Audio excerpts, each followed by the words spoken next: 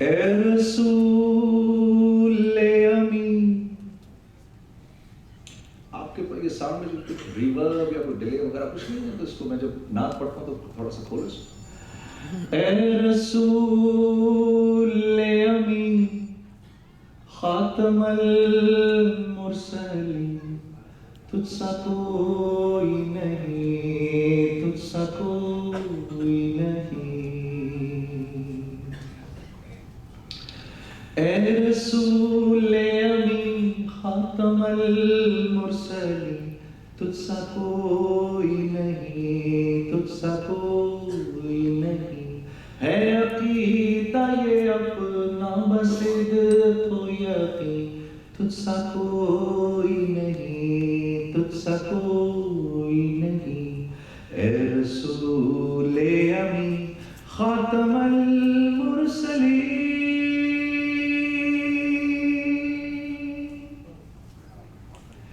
بزم کونین پہلے سجائی گئی پھر تیری ذات منظر پہ لائی گئی. سید الاولی سید الآخری تجھ سا کوئی نہیں، تجھ سا کوئی نہیں. اے رسول امین خاتم المرسلین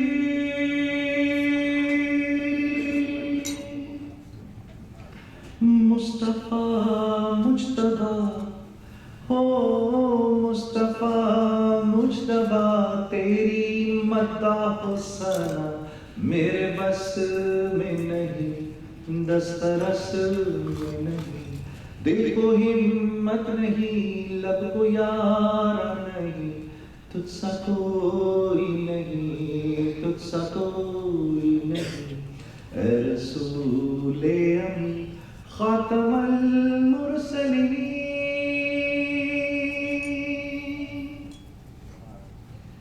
دستے قدرت نے ایسا بنایا تجھے، دستے قدرت نے ایسا بنایا تجھے، جملہ اوصاف سے خود سجایا تجھے. اے ازل کے حسین اے ابد کے حسین ڈھونڈتی ہے تجھے میری جان حسین. تیرا سکہ رواں کل جہاں میں ہوا، اس زمین میں ہوا، آسمان میں ہوا. کیا عرب کیا عجم سب ہے زیر نبی، توبہ توبہ نہیں کوئی تجھ سا نہیں. اے رسول امین خاتم المرسلین تجھ سا کوئی نہیں، تجھ سا کوئی نہیں. ہے عقیدہ یہ اپنا بصدق و یقین تجھ سا کوئی نہیں، تجھ سا کوئی نہیں.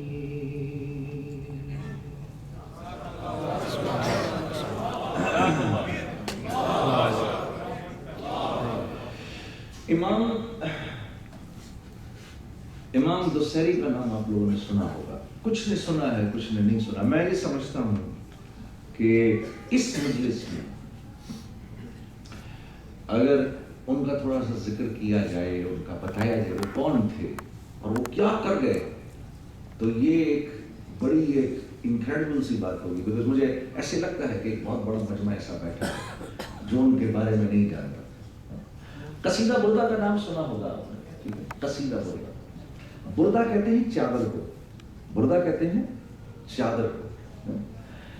امام دوسری جو تھے ان کو فالج کا بڑا سیویئر اٹیک ہوا، اور ایسا اٹیک ہوا کہ وہ بیچارے بالکل لیٹے رہتے تھے، سیدھے ہل نہیں سکتے تھے.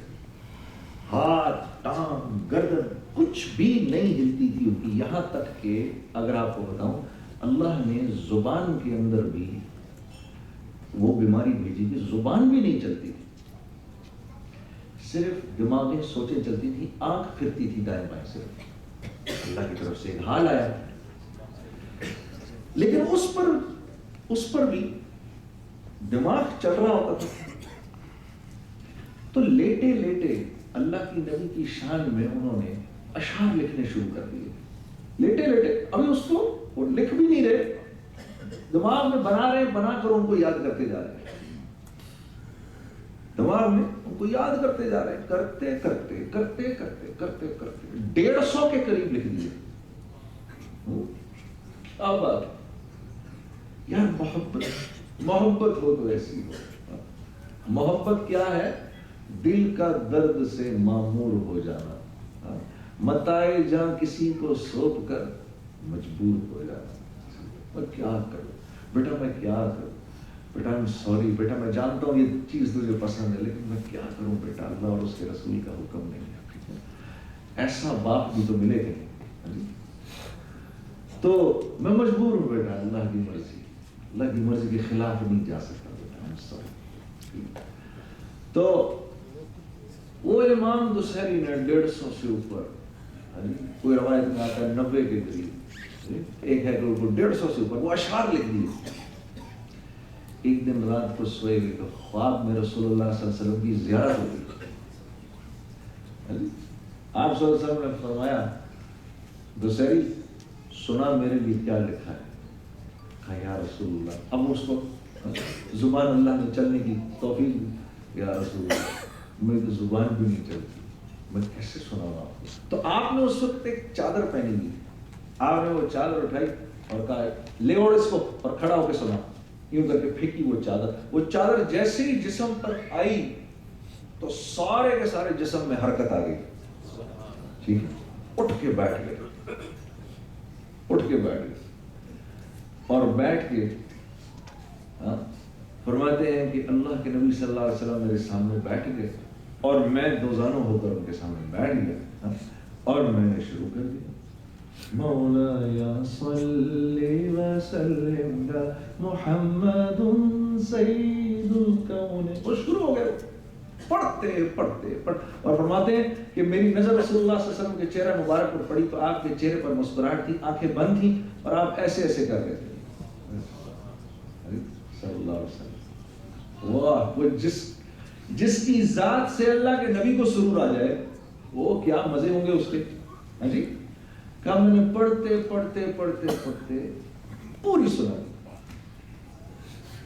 سنا دی. خواب ختم ہو گیا. کہا صبح جو آنکھ کھلی تو میں لیٹا رہا اسی طرح. میں نے کیا خوبصورت بات. کہتے ہیں ایک دم مجھے احساس ہوا کہ میں تو ہل بھی سکتا ہوں. میں اٹھ کے بیٹھ گیا باہر نکل کے بھاگا میں باہر. تو جب میں باہر بھاگا تو ایک فقیر نے میرا ہاتھ پکڑ لیا. کہا تو سہری کہاں؟ کہا وہ جو رات کو تو نے پڑھا تھا مجھے بھی سنا. میں کہا تجھے کیسے پتا؟ کہا میں ادھر ہی تھا اس وقت، میں بھی سن رہا تھا، مجھے سنا دے ایک مرتبہ. تو کہتے ہیں میں نے وہ سنایا اس کو پورا تاکہ مجھے تو یاد رہے. کہتے ہیں اب اللہ نے دل میں یہ بات ڈالی کہ جاؤ اور جا کر رسول اللہ صلی اللہ علیہ وسلم کو ان کے روضہ مبارک پر یہ سناؤ. یہ بات اللہ نے دل میں ڈالی. تو کہتے ہیں میں گھر واپس آیا تو میں نے دیکھا کہ وہ جو چادر اللہ کے نبی نے میرے اوپر پھینکی تھی وہ چادر بھی میرے بستر پر رکھی ہوئی ہے. کہا وہ چادر لے کے میں نے لپیٹ کے میں نے کہا اب میں تو مدینے جاؤں. ادھر انہوں نے مدینے جانے کا ارادہ کیا، ادھر رسول اللہ صلی اللہ علیہ وسلم خواب میں آ گئے امیر مدینہ کو کہ بھائی وہ دیکھو اس طرح ایک آدمی آ رہا ہے، اس کو مدینے میں داخل نہیں ہونے دینا.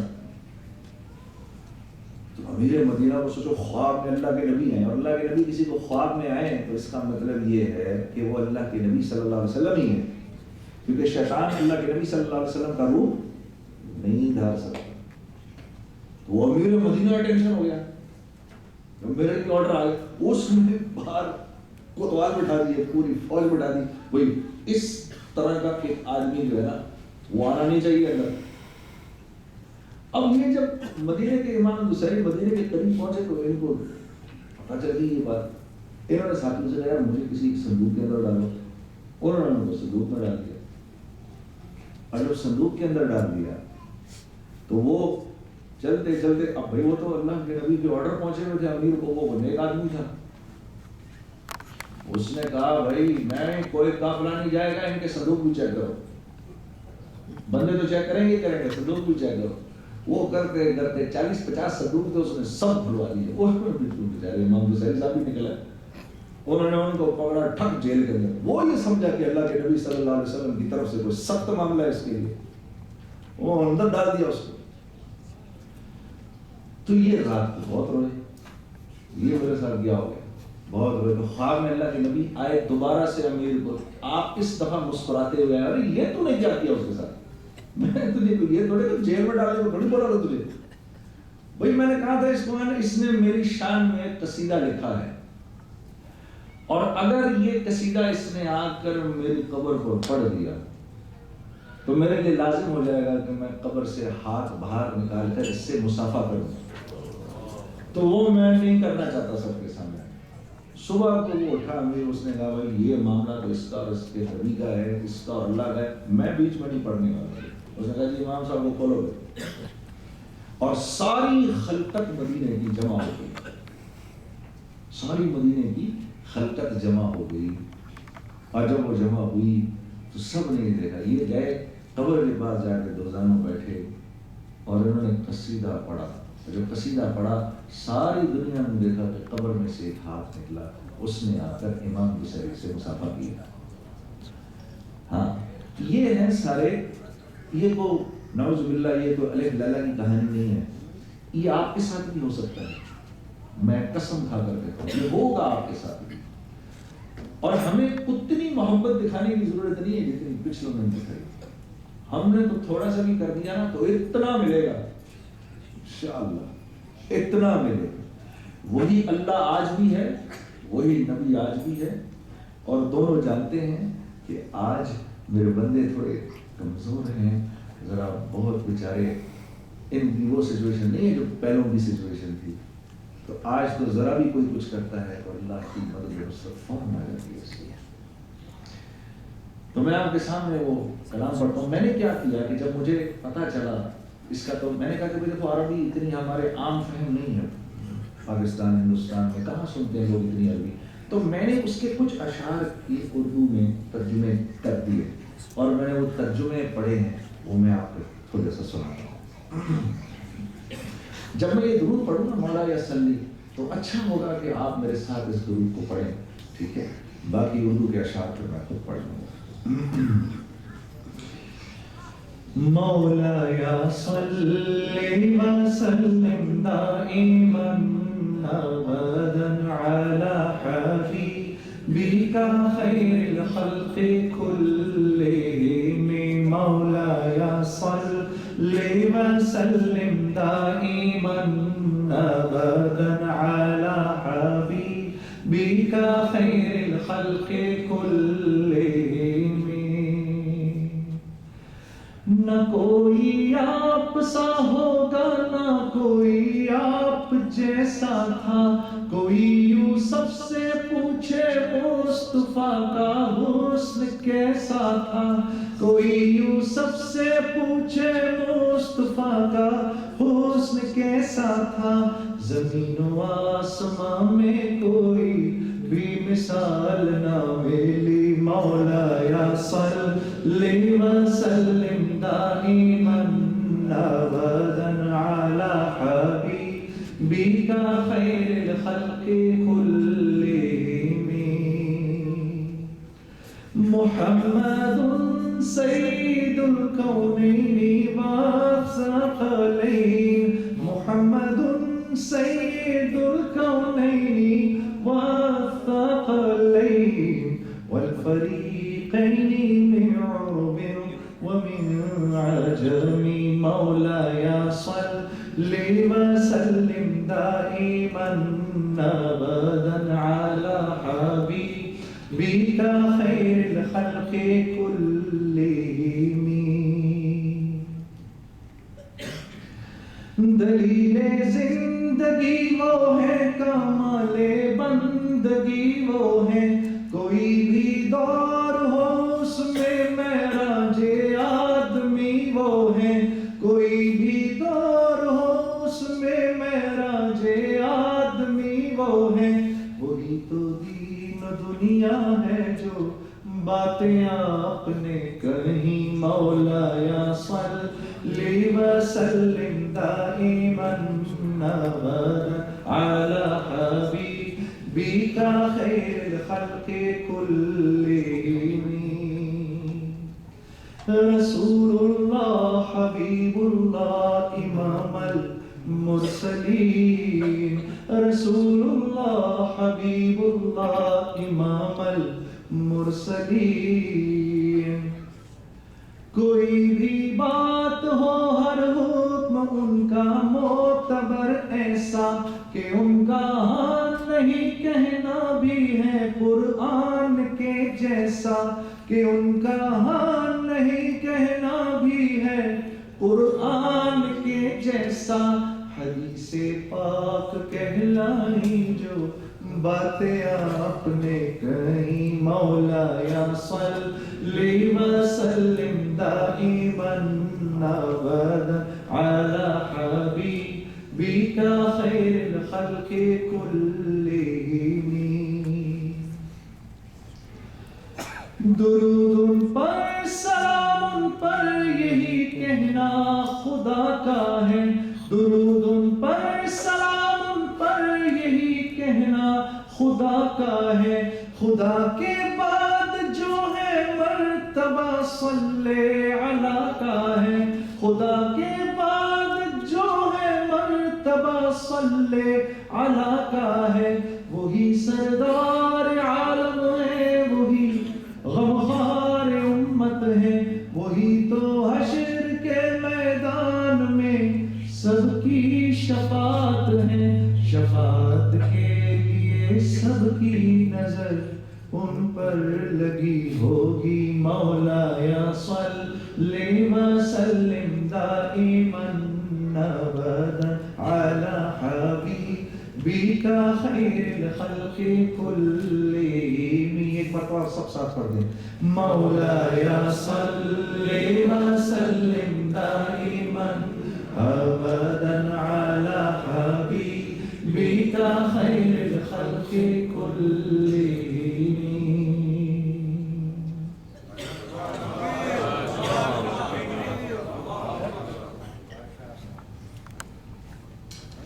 میرے عزیز دوستو دیکھو جیسے ہم نے ہماری اپنی فطرت ہے ہم کوئی کام بھی بغیر مقصد کے نہیں کرتے کم از کم ہماری اپنی نظر میں یہ ہو سکتا ہے کہ کوئی انسان کسی کام کو کر رہا ہے اور دوسرے اس کو دیکھ کر کہیں کہ یار یہ اپنا وقت ضائع کر رہا ہے یہ ہے ممکن لیکن جو خود کر رہا ہوتا ہے وہ اپنی نظر میں کوئی کام بے مقصد نہیں کرتا کیونکہ اللہ نے انسان کی یہ فطرت بنائی ہے اس کو اس بات کا احساس دلا کر دنیا میں بھیجا ہے کہ تیرا سب سے قیمتی اثاثہ وقت ہے سب سے قیمتی اثاثہ وقت ہے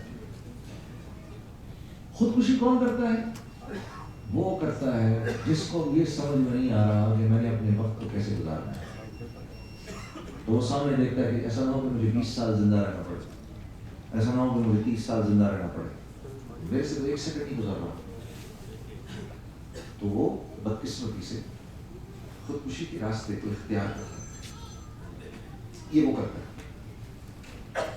یہ کون آدمی ہے یہ بالکل ہی اس کو اپنی پوری کی پوری زندگی ہی بے مقصد لگتی ہے He thinks this life is of absolutely no use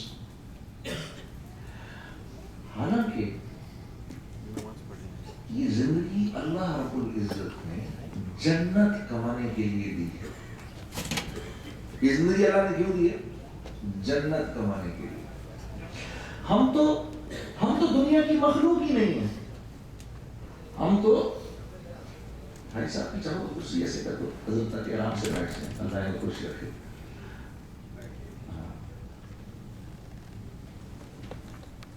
اب بہتر ہے سر میں اصل میں آپ کے نورانی چہرے کو دیکھنا چاہ رہا ہوں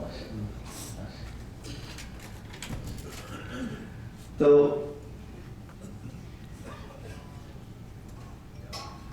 یہ دنیا ہمیں وہ خوشی نہیں دے سکتی جس خوشی کی ہمیں ضرورت ہے. ہمیں تھوڑا سا اور let me just get a little more explicit. جو عیاشی ہم کرنا چاہتے ہیں. یہاں کیوں آئے ہو؟ اسی لیے آئے ہو پاکستان چھوڑ کے یہاں کیوں آئے ہو؟ ارے بھائی اسی لیے آئے ہو یا عیاشی کرنے آئے ہو؟ یا کم از کم آئے تھے جی پتہ نہیں یار ادھر کیا مل جائے گا وہاں چلتے سارے جی. ادھر آئے تو جو پہلا سال جو ٹھنڈ لگی اور سارا نشہ ہرن ہو گیا جی. صبح اٹھ کے جو دفتر جانا اللہ بچا کبھی شراب ہونا لگی. بڑا کمال ہے یار اس سردی میں یہ آپ لوگ اٹھ کے دفتر جاتے ہو کیسے جاتے ہو؟ منہ اندھیرے ہی نکل جاتے ہیں. میں نے یہاں میں آیا ہوا تھا کس شہر کے اندر تھا شدید سردی. فجر کے لیے اٹھا تو میں ایسے کر کے جو میں نے شیشہ دیکھا تو میں نے دیکھا ہائی وے پہ گاڑی ہی گاڑی. میں نے کہا یا اللہ یہ میرے سے بھی پہلے اٹھے ہوں گے.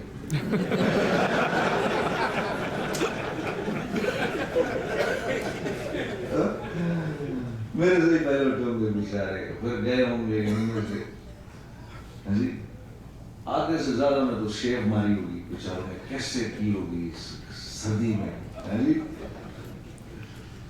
یقین کرو میری اس بات کا, اگر اللہ کی طرف سے حکم ہوتا نا کبھی شیو کرو, یقین کرو ہم میں کوئی ایک بھی انسان ایسا نہ ہوتا جو یہ نہ کہتا اللہ بڑا ظالم ہے, بڑا ظالم ہے اللہ. یاد ہے روزانہ صبح کہتا ہے ریزر مارو منہ کے جی. واہ شیطان تو کیا شے ہے قسم سے, کیا چیز ہے تو کیسا تو نے ہمیں چکر دیا سب کو جی. اتنا انٹیلیجنٹ آدمی جا کے بات کرے گا ساری دنیا کے سامنے, اس کو بھی صبح اس کے منہ پہ بھی ریزر مروا دیتا ہے. وہ بھی بیچارہ منہ پہ صبح ریزر مار رہا ہوتا ہے, وہ بھی ٹک مار کے پہنچ جاتا ہے جی. اور بات کر رہے ہیں دنیا جہان کی, یہ ہے اور وہ ہے فلانا ڈمانڈ ہے. اس کی بے وقوفی کی سب سے بڑی نشانی یہ ہے کہ صبح اٹھ کے یہ منہ پر ریزر مارتا ہے بیچارہ. اور یار اور آسان کر لو زندگی. میں نے 17 سال شیو کی, اللہ مجھے معاف کرے, 17 سال شیو کی, کوئی ایک دن ایسا نہیں تھا میں نے منہ پر ٹک نہ مارا. تو دیکھو یار تو anyway, تو یہ دنیا دے نہیں سکتی وہ جو میں اور آپ تلاش کر رہے ہیں, کیونکہ میں اور آپ ہیں جنت کی مخلوق. ہم ہیں عیاش پسند, عیاشی ہماری طبیعت کا حصہ ہے. کیونکہ ہم نکالے وہاں سے گئے تھے, ہم تو وہاں رہتے تھے, وہاں سے نکال دیے گئے. چلو بھائی دیکھو پاکستان سے آپ یہاں آئے, لیکن آپ کی پاکستانیت ختم نہیں ہو سکتی کیونکہ آپ رہنے والے وہاں کے ہیں. یہاں آ کر آپ کتنے کلابے آپ اٹھا لیں, جو بھی کرنے آپ, ٹھیک ہے. At the end of the day جب عید کا جب رمضان آئے گا روزے رکھیں گے, حج کرنے کا موقع ملے گا حج کریں گے, اگر چکر دینے کا موقع ملے گا چکر دیں گے. وہ چیز ختم تھوڑی ہو سکتی ہے یہاں پر آ کر.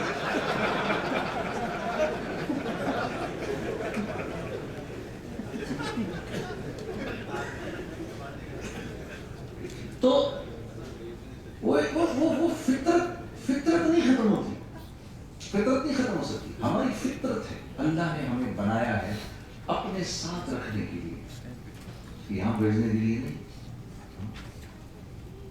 یہاں کے لیے نہیں. یہاں تو ہم ہیں مشکل کے اندر. ساری زندگی کام کرتے کرتے دیکھو جوانی آتی ہے تو جوانی میں کام میں لگ جاتے ہیں. اس وقت پیسہ نہیں ہوتا اپنے پاس کہ ہم کچھ عیاشی کر سکیں, تو ہم کو مزے کر سکیں, ہوتا نہیں اپنے پاس اس وقت. بیوی بچے یہ ذمہ داریاں آ گئی. اب سب کانشیسلی ایک چیز ذہن میں ہوتی ہے کہ میں کچھ ایسا کروں کہ میرے بیوی بچے کمفرٹیبلی رہ سکیں, میں ہم تھوڑے سے کمفرٹیبل ہو جائیں, ٹھیک ہے.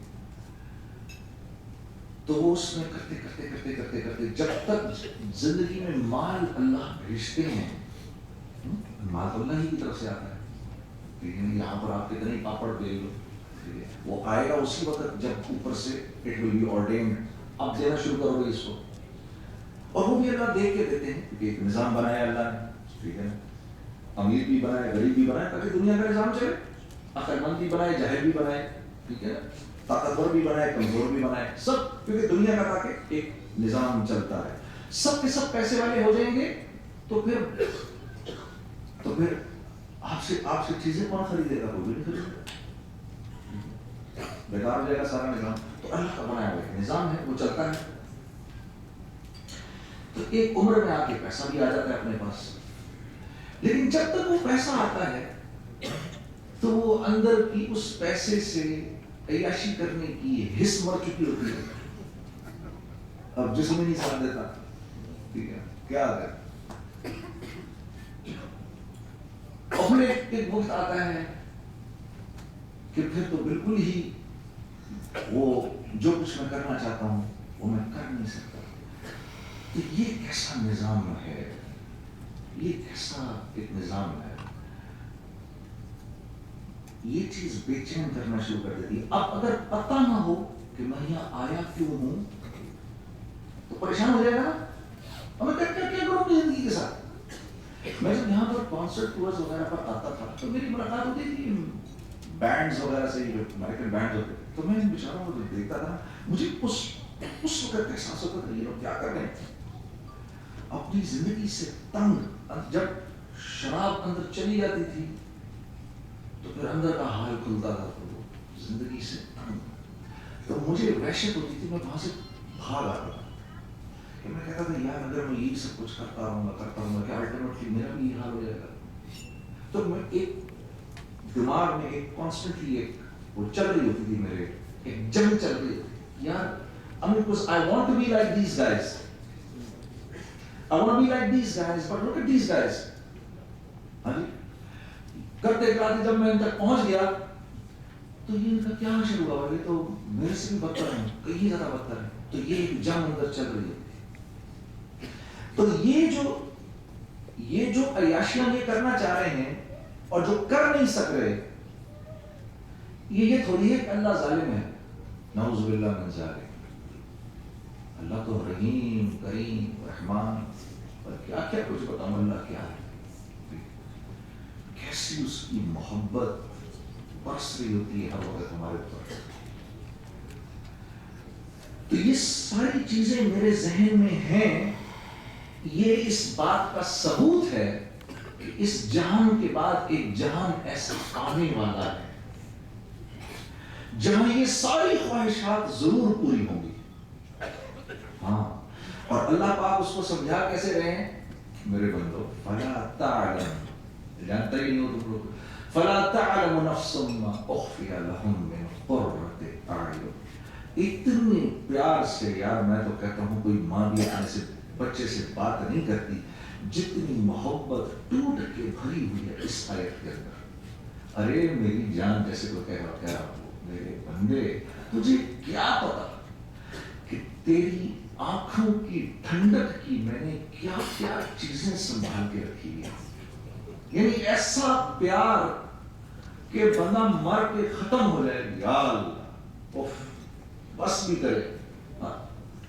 فلا تعلم، تجھے کیا پتا، یہ سیدھی سیدھی بات بھی ہو سکتی تھی، بھائی ہم نے جنت میں تمہارے لیے بہت ساری چیزیں رکھی، ایسے بھی ہو سکتی تھی یہ بات تو، لیکن اس کو ہماری فطرت کو سامنے رکھتے ہوئے کہ میرے بندے نمازیں بھی پڑھ رہے ہیں، تو صبح بھی اٹھ رہے ہیں، تو حج بھی کر رہے ہیں، تو میرے بندے اپنی آنکھوں کی حفاظت بھی کر رہے ہیں، تو یہ اپنی زبان کی حفاظت بھی کر رہے ہیں، تو یہ کڑوی بات بھی سن رہے ہیں اور کچھ نہیں کہہ رہے، آگے رشتہ داروں کے ساتھ بھی اچھا کر رہے ہیں، حالانکہ ملنے کو دل نہیں کرتا ان سے، اور رشتہ داروں سے بھی اچھا کر رہے ہیں، دوستوں سے بھی اچھا کر رہے ہیں، ہر ایک سے اچھا کر رہے ہیں، اپنے نفس پہ کھیلے جا رہے ہیں یہ میرے بندے۔ تو میں ان کو بتا دوں، تمہیں پتہ نہیں تمہارے خوبصورت اخلاق، تمہاری اس خوبصورت زندگی مجھے راضی کرنے کا تمہارا جذبہ ہے، اس کے لیے میں نے تمہاری آنکھوں کی ٹھنڈک کی کیا کیا چیزیں سنبھال کے رکھی ہوئی۔ یہ جو یہ ڈزنی لینڈ وغیرہ بناتے ہیں نا، یہ وہی سب کچھ لاشعور میں وہ جنت ہے جس کو یہ کریٹ کرنا چاہتے ہیں۔